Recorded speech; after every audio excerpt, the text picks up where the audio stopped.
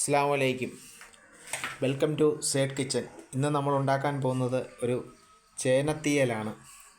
അപ്പോൾ അതിനുവേണ്ടി ചേന ഒന്ന് വേവിക്കാൻ വേണ്ടി തുടങ്ങുകയാണ്. കുക്കർ അടുപ്പത്ത് വെച്ചു. അപ്പോൾ ചേനയൊന്ന് വേവിച്ചെടുക്കാൻ വേണ്ടി തുടങ്ങുകയാണ്. അങ്ങനെ ചേന നമ്മളൊന്ന് എണ്ണയ്ക്കകത്തൊന്ന് വഴറ്റാൻ പോവുകയാണ്. ഒന്ന് വഴറ്റിയതിന് ശേഷം ചേനയ്ക്ക് ഇച്ചിരി വേവുള്ളത് കാരണം ചേനയൊന്ന് നല്ലപോലെ എണ്ണയ്ക്കകത്ത് കിടന്നൊന്ന് വഴറ്റണം.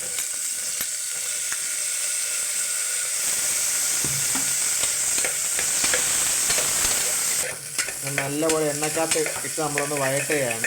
വഴറ്റി ഒന്നിച്ച് വെള്ളം കൂടി ഒഴിച്ച് അത് അടച്ചൊന്ന് വേവിക്കാൻ പോവുകയാണ്.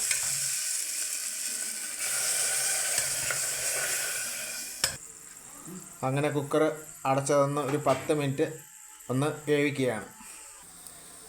നമ്മൾ കുക്കറിൽ അത് വേവുന്ന ടൈം കൊണ്ട് നമ്മളിത് ചെറിയ ഫ്രൈ പാനിനകത്ത് നമ്മൾ തേങ്ങാക്കൊത്തും ചെറിയ ഉള്ളിയും കൂടെ വഴറ്റിയെടുക്കാൻ പോവുകയാണ്.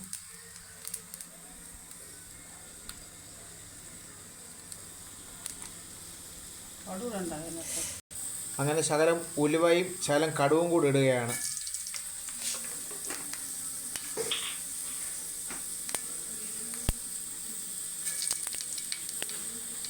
അങ്ങനെ കരിയാപ്പിലൂടെ ഇടുകയാണ്.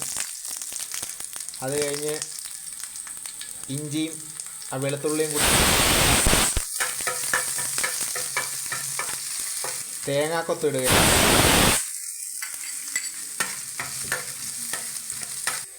പച്ചമുളകും ചെറിയുള്ളിയും കൂടി ഇടുകയാണ്.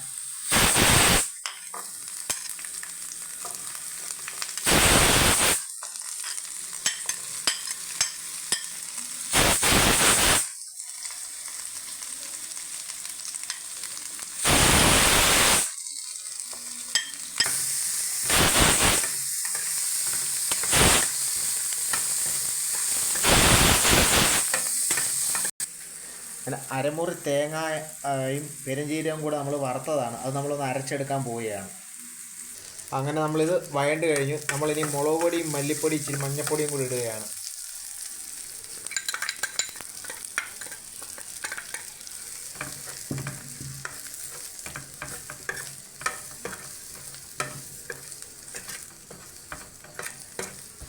നമ്മൾ കുക്കറിൽ വേവിച്ച ചേന നമ്മളിടുകയാണ് ഇതിനകത്ത്.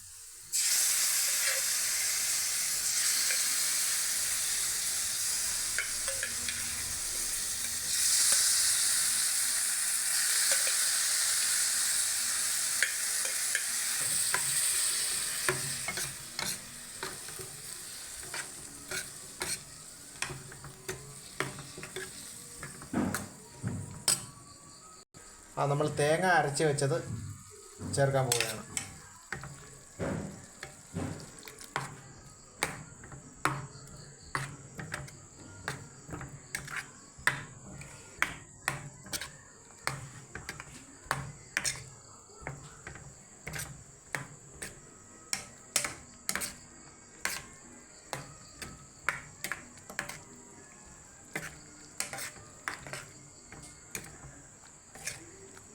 അങ്ങനെ അത് നല്ല തിളച്ചുകൊണ്ടിരിക്കുകയാണ്.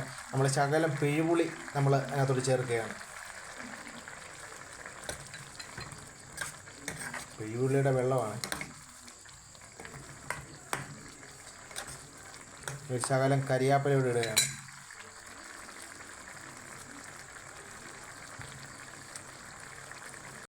അങ്ങനെ നമ്മൾ ശകലം മല്ലിയിലയൂടെ ഇട്ട് നമ്മൾ ഇറക്കാൻ പോവുകയാണ്.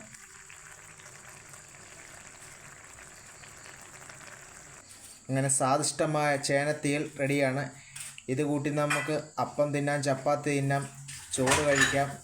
വളരെ ടേസ്റ്റി ആയിട്ടുള്ളൊരു വിഭവമാണ്.